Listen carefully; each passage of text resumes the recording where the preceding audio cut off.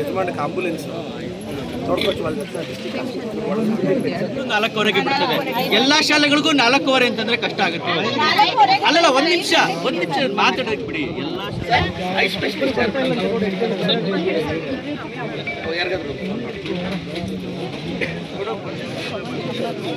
ಸರ್ವೇ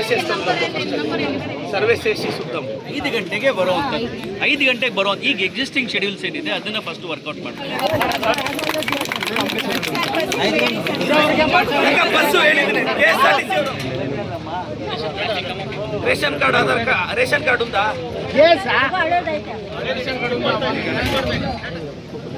family bus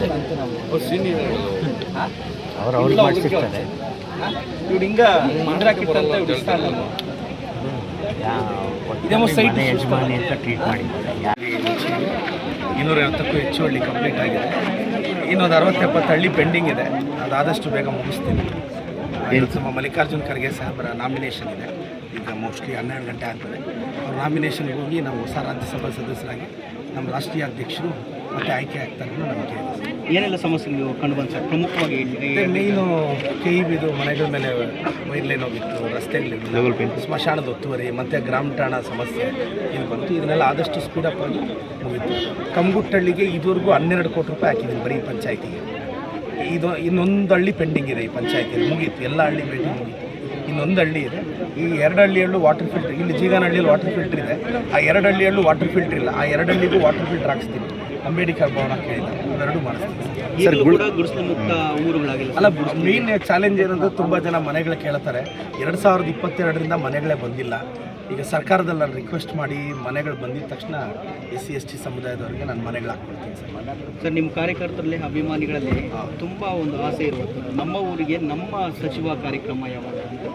June ಎಂಡಲ್ಲಿ ಅಂತ ನನ್ನ ಭಾವನೆ ಸರ್. Thank you.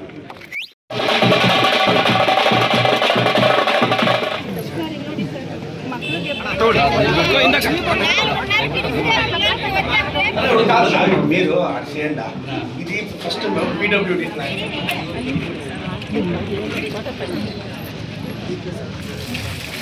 ನೋಡಿ ಓಲ್ಡ್ ಆಗಿದೆ.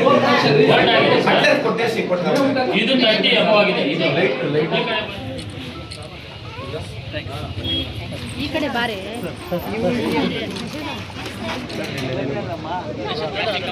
Ration card Aadhaar card ration card ಉಂಟಾ?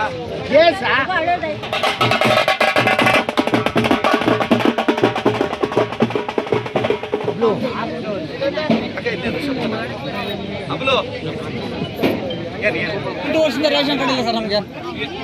ನಮ್ಮ ತಂದೆಯವರು ಅಲ್ಲ ಸರ್.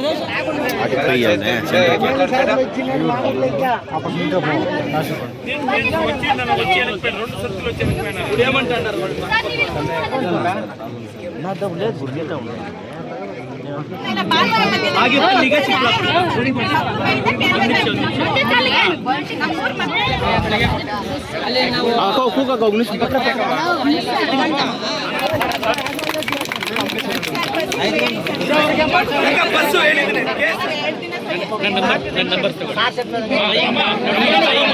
5 ಗಂಟೆಗೆ ಬರುವಂತ ಈಗ ಎಕ್ಸಿಸ್ಟಿಂಗ್ ಶೆಡ್ಯೂಲ್ಸ್ ಏನಿದೆ ಅದನ್ನ ಫಸ್ಟ್ ವರ್ಕೌಟ್ ಮಾಡ್ತಾರೆ.